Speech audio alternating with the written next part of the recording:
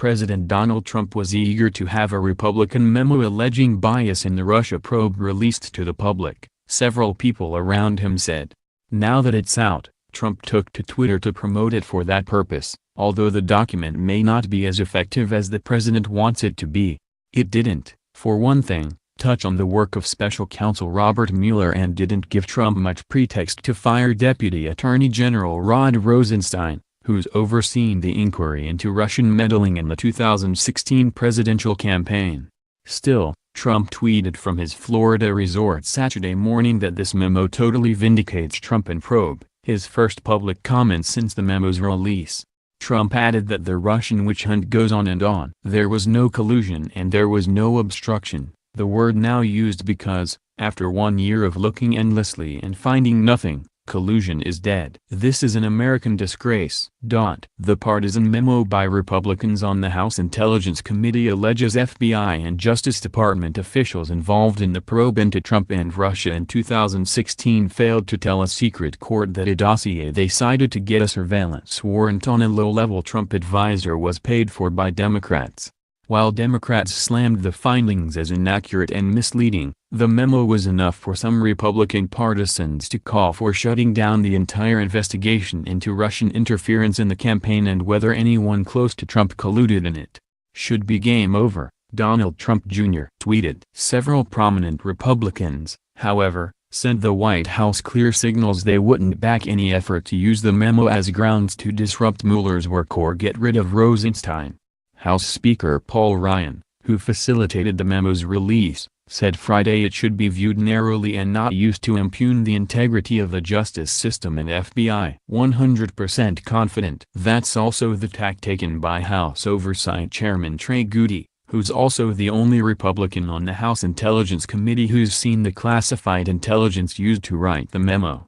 "As I have said repeatedly, I also remain 100% confident in Special Counsel Robert Mueller. The contents of this memo do not, in any way, discredit his investigation," Gowdy wrote on Twitter. Mueller's investigation has already ensnared 4 Trump associates, with indictments against former campaign manager Paul Manafort and his deputy Rick Gates, and guilty pleas from campaign advisor George Papadopoulos and former National Security Advisor Michael Flynn.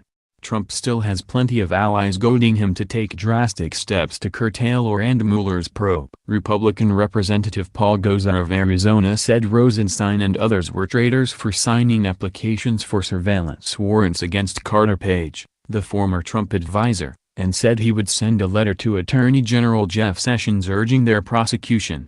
Dossier disputed. The memo made 2 glancing references to Rosenstein, noting that he signed at least one extension of the surveillance application. But it didn't mention Mueller and concerned only limited portions of the broad probe by the Federal Bureau of Investigation into Russian interference. It also said that then FBI Deputy Director Andrew McCabe told the House Intelligence Panel that the Bureau would never have sought a surveillance warrant on Page without the information from the dossier, which was gathered by former British spy Christopher Steele on behalf of Fusion GPS, an investigative firm. But Adam Schiff, the top Democrat on the intelligence panel, said McCabe's testimony was cherry-picked, omitting what he said about the origins of the probe, which didn't involve the dossier. Schiff, who is working to get a competing Democratic memo released to the public, also disputed the memo's key finding about the FBI not informing the Foreign Surveillance Court that Trump rival Hillary Clinton and the Democrats paid for the Steele dossier. Political effort. The California lawmaker made clear in a call with reporters Friday that the court was informed about Steele's political motivations. While Republicans said Clinton wasn't named, Schiff said that's because U.S. officials try to limit references to U.S. citizens in foreign surveillance applications. If anything, the memo inadvertently makes clear that the FBI was probing possible contacts between Trump associates and Russians before it started looking into Page. The document notes that the Bureau started investigating Papadopoulos in July 2016, 3 months before it sought the first surveillance warrant on Page.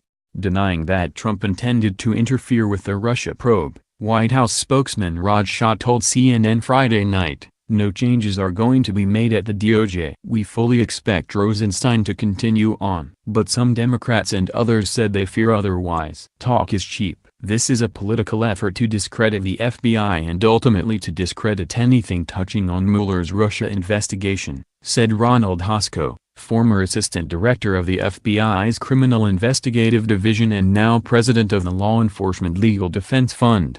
This is to create doubt about the FBI and erode Mueller's investigation and bring it to a premature conclusion. Hosko said. Hosko said he talked with some FBI officials before the memo was made public and got the impression that Director Christopher Wray didn't want to get into a public battle over the memo. Instead, Wray wants to move forward and have the Bureau focus on its work, Hosko said. Hours after the memo was released, Wray issued a statement to the Bureau's workforce, saying, "Talk is cheap. The work you do is what will endure. We speak through our work, one case at a time." It's unclear whether the memo's release will affect Trump's relationship with Mueller and his investigation. Little resistance. So far, Trump's legal team has been working with Mueller in hopes of getting the probe resolved as quickly as possible. They have put up little resistance to handing over documents or arranging interviews with White House staff. The lawyers are currently discussing the terms of an interview between Trump and Mueller, and one could take place in the coming weeks, said a person familiar with the process. But the investigation isn't wrapping up as quickly as Trump's lawyers would like. White House lawyer Ty Cobb had been saying since August that he expected it to be complete by the end of 2017, but there's still no clear end in sight. The lawyers could grow impatient with Mueller's probe if it drags on past an interview with Trump, said a person familiar with the matter. Mueller has additional interviews scheduled this month with the former spokesman for Trump's legal team, Mark Corallo, said a person familiar with the matter. Mueller is expected to ask Corallo about the drafting of a statement for Trump Jr. regarding a meeting he had with a Russian lawyer promising dirt on Clinton during the campaign. Mueller has also indicated he would like to interview former White House strategist Steve Bannon, though a date hasn't been set.